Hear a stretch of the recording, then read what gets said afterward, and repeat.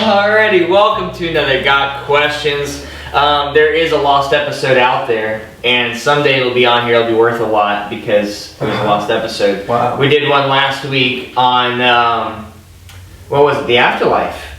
And that's a lost episode. We're going to try to find that and put that on here, so be on the lookout for that. This week's episode, we have a pretty cool question. Last night we had our youth ministry, and we had a panel of Q&A where the students were able to ask us questions. We didn't get to all of them, and so this one came from last night that we didn't have a chance to answer, and that is, how do we use our life situations, good or bad, to lead someone to Christ?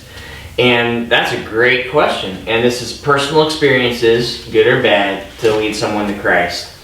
And this is what I usually do. I do a great job of this. Over here we got Mr. Randy, our CEO, awesome co-founder of Got Questions. Randy, good to have you here. Thank you. We got also one of our middle school ministry leaders. We have and series helper. Wow. All right. We need to stop with his titles. We got Pastor Kevin over here, who is our student ministries pastor, high school pastor, obstacle course extraordinaire, along with Tough Mudder, awesome gladiator runs, Spartan race. So he's got a lot of things going on over here. Dang. And then you got Matt.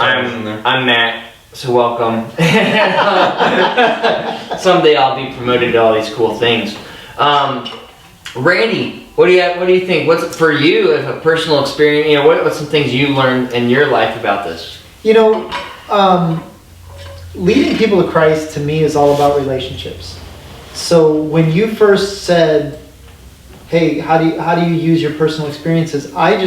It occurs to me that that's believable. If I sit down and talk with somebody, and I want to be clear, I'm not saying the Bible isn't awesome, because it is.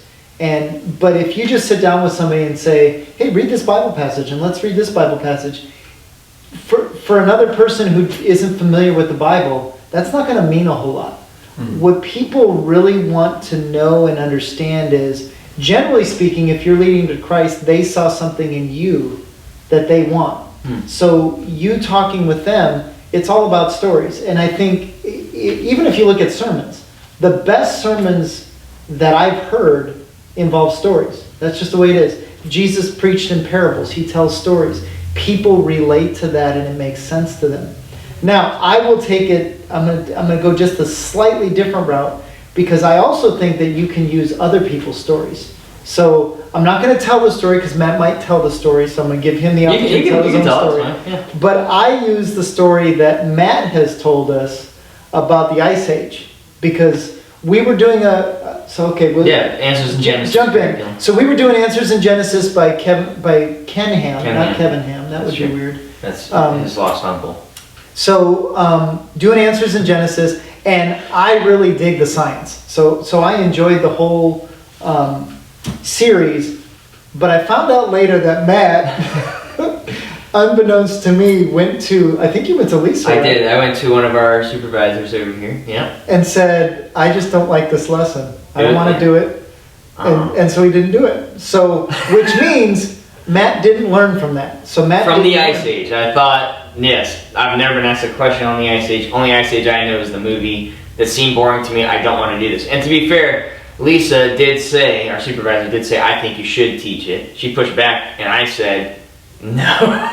It's like, I do not want to teach all this. I'm going to do something else. She said, "Okay." So, yeah. So one morning, it was super cool, because one morning, Matt comes in, and we were doing Club 56, yeah. And Matt comes into the Club 56 room, and we're talking. He's like, "Man, you're not going to believe this." Yeah. I said, "What's going on?" He said, "Well, I think it was one of your softball players." Yeah, one of my softball buddies, yeah. He said that the guy, and Matt's been trying to witness to this guy for a long time. It started off with him telling me, "Don't even talk to me about God," and then he started being able to open up, and he asked me for prayer one time, and then he asked me to meet with him. His dad just passed away, and he wanted to talk to me about life.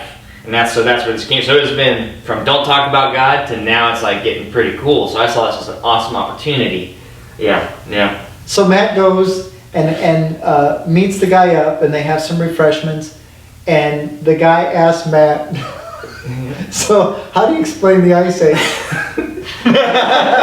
Yep. I froze. No pun intended.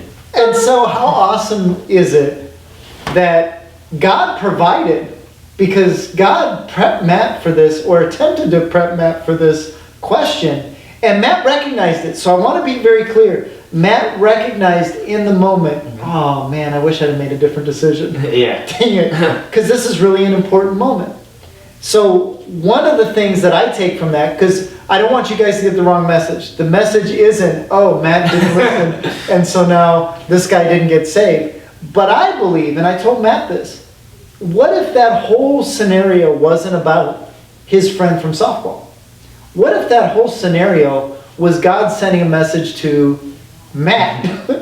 And God was saying to Matt, hey, even stuff that you're not interested in, you need to listen up. And when you go to your leaders and they say, hey, Matt, you should really start thinking about this, Matt needs to learn from that.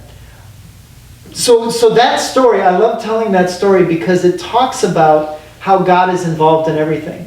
And oftentimes, we see things from one perspective, but the best stories ever, and I feel like I've heard it. Oh, The Falling Rocks one? Yes. Yes. I know. I told him that the other day. So there are stories that lead people in one direction, and then you take a whole different perspective on it. And God wants us to look at things from different perspectives. But I think that's how you end up leading people to Christ. So those stories, in my opinion, are really important. And I don't think that it has to be something that necessarily happened to you, although we all have those. We all have those stories that are deeply ingrained in our lives that we say, hey, this is what brought me to Christ. I will tell you this, though, and I'm going to stop talking in a minute and turn it over, but for me, it's always super awkward when we talk about testimony because I don't have a cool story.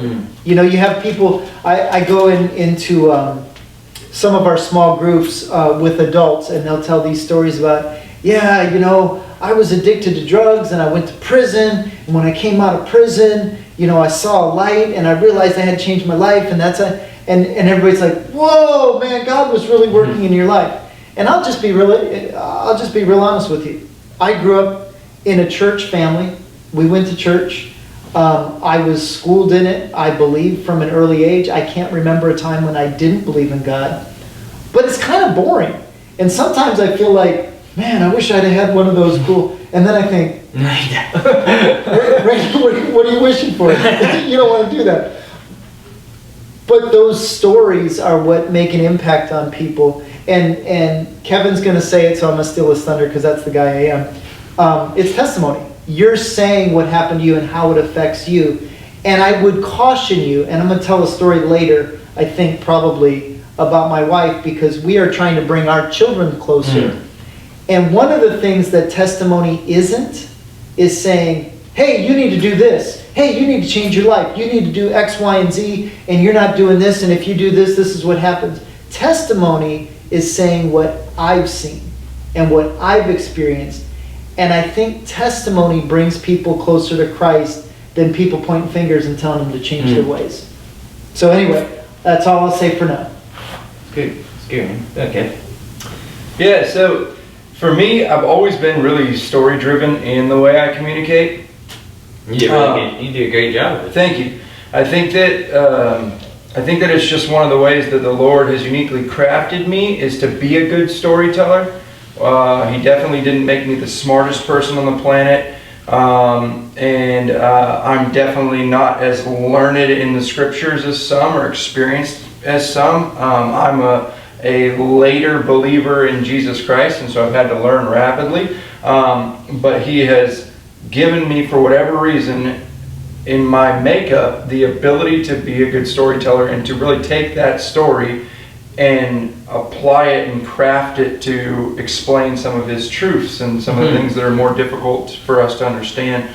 And so that's always been something that's near and dear to my heart, is taking personal experience from my life or other people's lives and attaching those to explain the truths of the kingdom.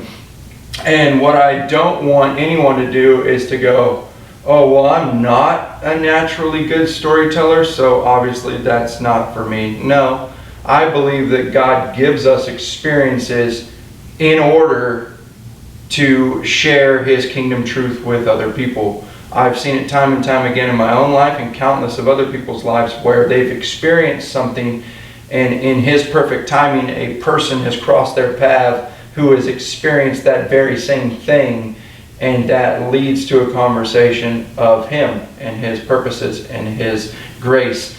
Or there's maybe a skill set that someone has. I still remember my first trip that I took students on coming to Big Valley was to City Impact in San Francisco, and there was 2 girls who had been doing ASL courses, and we were doing a service at one of their Tenderloin outreaches, and there was a guy who was deaf, and those girls didn't miss a beat, but they started to sign the testimonies of our students who were up on the stage as they delivered them. And so there's all sorts of things that the Lord allows us to experience and us to grow into when given opportunities, speak for Him and His purposes.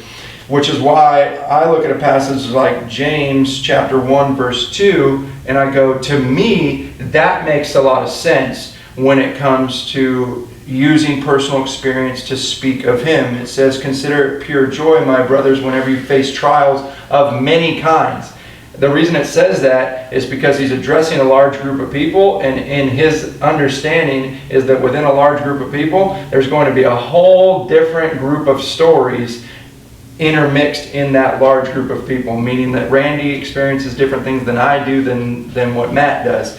And he says that when you face those trials of different kinds, you know that the testing of your faith, which I would challenge you to exchange that word with faithfulness, right? When you know that the testing of your faithfulness develops perseverance, perseverance must finish its work so that you may be mature and complete, not lacking anything. I then flipped to John chapter 4, which was really cool. I just had a really neat Jesus moment, because the first passage that came to my mind around this question was the woman at the well. And I was just about to pull out my phone and look up what chapter the woman at the well was. And I just cracked open my Bible like this and I started flipping through it, and I'm like, many Samaritans believe. Oh, I landed in it. Oh, that's cool. And so anyways, if you're unfamiliar with the woman at the well, it's John chapter 4. Jesus has this divine appointment from the Father above to land at this Samaritan village where there's a woman who's ashamed of her life and the things that she's done, the story that she's crafted. And she comes out to the well at a time where no one else is going to be at the well except for Jesus. And they have this conversation, and this woman really wants this living water, and Jesus throws out a challenge, well, go get your husband. She says, well, I don't have one. And then he starts to explain, well, I know that you don't. You've done this, and you've done this, and you've done this, and you've done this. And he has this conversation with this lady about this living food and this living water and these things that sustain. And this lady then goes back. And this is verse 39. It says, she goes back to the town. Many of the Samaritans from that town believed in him because of the woman's testimony. So all of a sudden this woman runs to town and she shares this story, this interaction that she's had with Jesus. And it sums up what she says. He told me everything I ever did. And that's not a mystery to any of these townspeople. They know, they're well aware of her sin list, right? And so from her story, all of a sudden these people are extremely curious as to who this rabbi at the well is. And so it says then in verse 40, so when the Samaritans came to him, notice their curiosity led them out to see this guy. They urged him to stay with them, and he stayed 2 days. And because of his words, many more became believers. And so I want to make sure that in the conversation, the question of how do I use my story to lead people to Christ, understand that you and I, we don't lead people to Christ. We are a part of his working. Notice those people walked out to Jesus, invited Jesus into the town, and as he taught and as he did only the thing that he can do, which is change a sinner's heart, then people believed in Jesus. What our life and the testimony that we bring does is it adds salt to a person's tongue, which makes them thirsty for a water that lives forever, which only Jesus can provide. But he gives us all these different things that are ultimately supposed to point to him and give us the ability to, in a tangible way, in a practical way, share truth just out of our own experiences. That's good. That's really good. Something that I point to for this, I like the testimony that you guys said, really good, is I'm a guy when it comes to God and the Bible, is I try to process and think logically about things, and so that makes sense to me. Christianity and God makes sense to me if I just think logically about life and what the message of Christ is, the hope that we have, which is super cool. And you have someone like Randy who's very evidence-based, who loves looking at evidence to prove something. And my experience is Randy looks at evidence and he can see God through evidence. I've encountered friends that try to do evidence, but they're hard-headed and they don't want to hear the actual evidence. And so when I have a friend like that I want to share Christ with, and when you try to point them to creation, for example, and they still go to what was a Big Bang, and they don't want to hear like truth evidence, but they want it just, okay. So no matter what you're telling them, they don't want to hear it. So my go-to is, listen, I may not be able to prove to you that God exists with this, but I can tell you that he exists by what he's done in my life. Mm-hmm. And so your personal testimony and your experiences are important, because there are some people that could be hard-headed or stuck in a certain way, that your story is actually going to be important to tell. Whether it's good or bad, it's all good, actually. And so when you tell your testimony, you don't always need to get caught up in the bad that you've done. It's actually, you want to tell them about the good that is going on. And I have friends that, I'm not kidding you, if they hear who I am now, and it's totally different than who I was then, they'd be like, wait a second, Matt, you used to do X, Y, Z and all this stuff, and you don't have to be ashamed about that. It's actually like, I know, isn't that cool? And he can do the same for you. You know, it's really cool to share those, even the bad experiences, not like, oh, look what I've done. I used to have all the money and all, you know, but it's more like, yeah, I was a horrible person, but now look how much life I now have with nothing or whatever. And so something that I go to is, you don't know the reason why you go through things. I love what Kevin was saying, is we go through things, and it is to tell others about God's goodness. And there's, you know, we don't know why, say, bad things happen to us. That was one of the questions we got. But I do know that when you are faithful to God in those moments, it's going to come back around to help someone. So it's something for me personally that I think of as a bad experience in my life, but it was actually good, is my wife and I's miscarriages that we've had. And so that's something that was very hard to go through, and a tough experience, something you don't want to go through, something you're angry at God about, and something you don't even want to read your Bible. Why would you let me go through this? I'm praying to you, I'm teaching your word, I'm doing these things. But I come to find that I have unbeliever friends or friends that do know Christ, and I'm able to use that story of a bad experience to show good in it. Hey, here's how I was able to get through this. And the only reason why I was able to get through it is because not only did I have God, but I had godly people around me to help me point to God in those moments. Without God, I'd be a mess and there would be no hope. I don't know where I would be. But it takes those bad experiences. You don't know who else is going to go through that later on. It could be years, and someone's like, hey, I'm struggling with this right now. And you can say, wow, I used to do that too, or I've struggled with that too. Here's what helped me. Let me point to God, the hope that we have, the scripture that got me through this, or how you were able to handle that. So using those moments, don't necessarily think of it as, oh, I don't want to say I did that before, or I had those bad experiences. They're going to think of me as not a good Christian. That's a moment to say, oh my goodness, I know I've been through that too. Or maybe not that exact thing, but I've struggled with this too. And now not only are you able to point them to God, but you're able to show them there's a tangible person in front of them that is making them not alone. And think, I'm in this with you. You're not alone. Oh, I've struggled, or I've gone through these things too.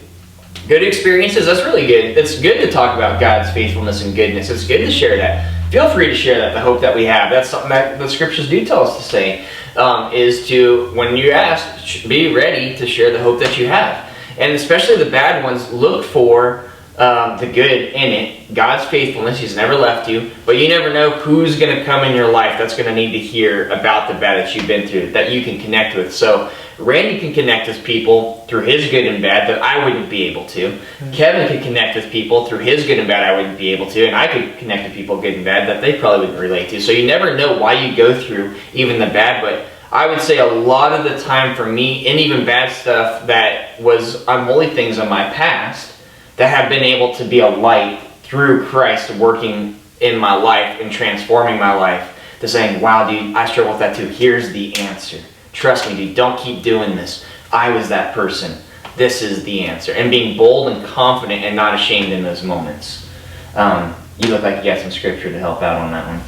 No. Oh, okay. Usually, I didn't bring my Bible, it's just terrible. I mean, I do, because you said, well, we'll explain the Big Bang. Well, there was a Big Bang, because check it out in Genesis 1, it says, now the earth was formless and empty, right? And then in verse 3 it says, and God said, let there be light.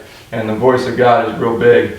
And so that's your Big Bang. He said something. Yeah. That's it. Because it was formless and empty. And all of a sudden there was something, because God said something. And so we know His voice is big, because in Exodus 20, when He gives out the commandments, all the people that were down from the mountain, what they're seeing is thunder and lightning, and they heard trumpets, and they saw a mountain of smoke, and they trembled with fear. So obviously His voice is really big. So that's the Big Bang. There you go. Yeah, Boom. so 2 and 1. So what just happened, so I love taking these questions and making them practical.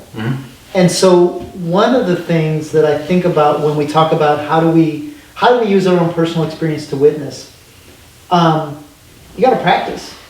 You got to think about it. So what I worry about for people is I'm all of a sudden in this situation and I go, oh, I should be witnessing, and I haven't thought about it at all. So, and then I go, oh man, I wish something would come to my mind. And Pastor Rick used to have, he still says it, I'm sure. He told a story once about students, and students would tell him, hey, Pastor, pray for me for this test. And so what he would pray is, I pray that all of the things you study come to your mind when you need them. So, and that's what I think about testimony. Because what we need to be doing is we need to be in the Word. We need to know the Word, because God's not going to bring verses to our mind that we've never read. That's right. He's also not going to bring stories to our minds and make those connections that we haven't thought about before.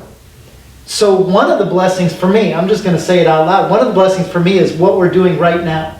Because these kinds of conversations that we have together sharpen my faith, sharpen my thought process, and make me think about, oh yeah, you know what, if I told that, in that situation, that story would really work because it kind of relates to this. And maybe Kevin says some kind of scripture and I go, oh yeah, that relates to that. But the more you talk with people in a godly way, the more tools you have, so that when you're talking to someone that you're witnessing to, I've got more stuff that I know about.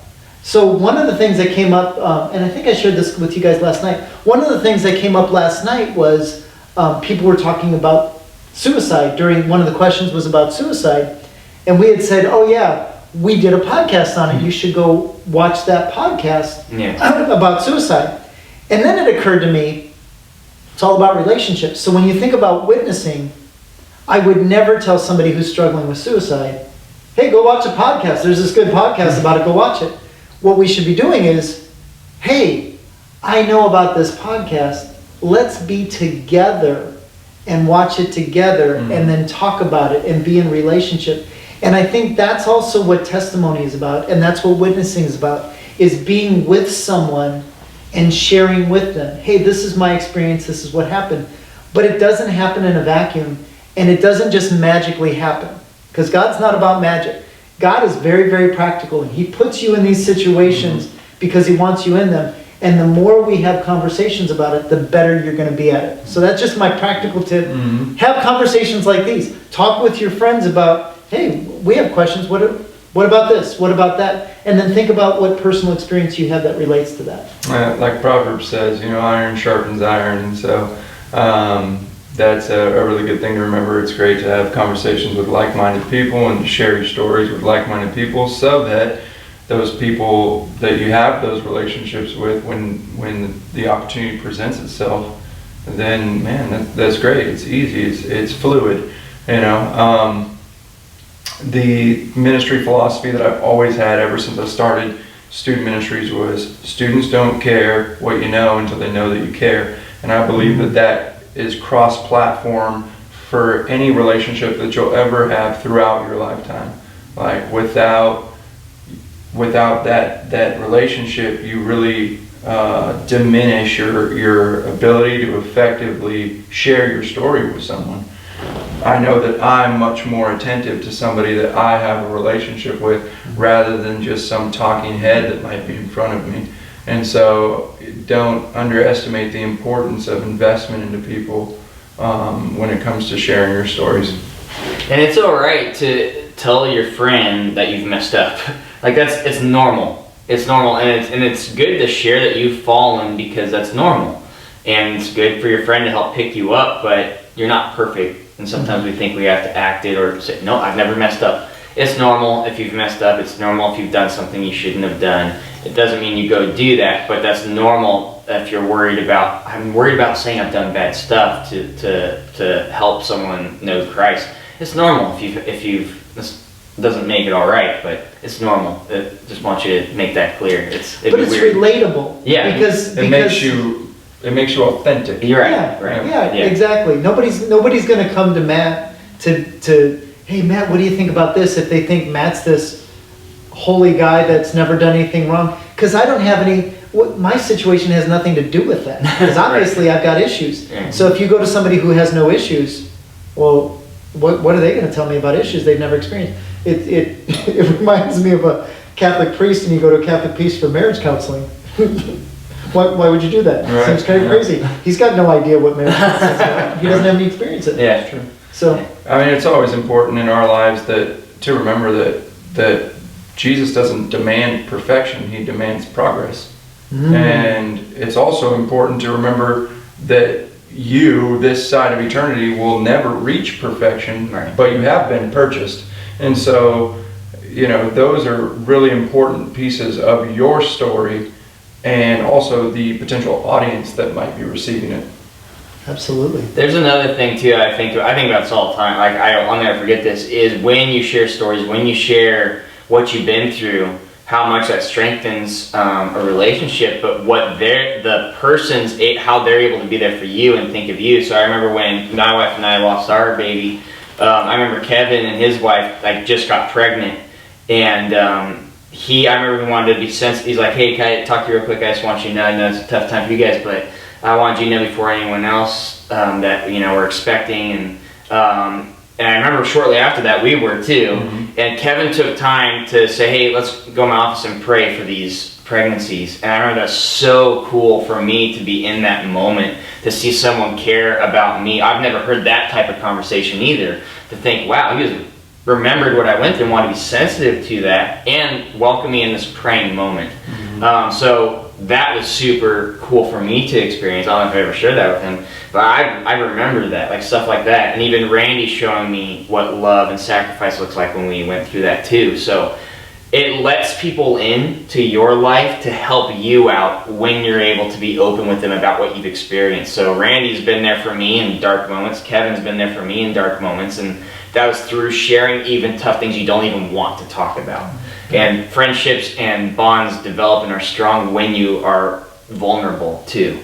And that's a lesson I had to learn through ministry. And I would have never wanted to share those things. I remember I even fought it with another supervisor. Hey, you should tell your leaders what you're going through. No, I don't want to do that. I don't want to let them know I'm hurt. No, you'll be surprised by what you see, and it's true. So sometimes when you do open up like that, you're welcoming a really cool bond that will last for a long time. So hopefully.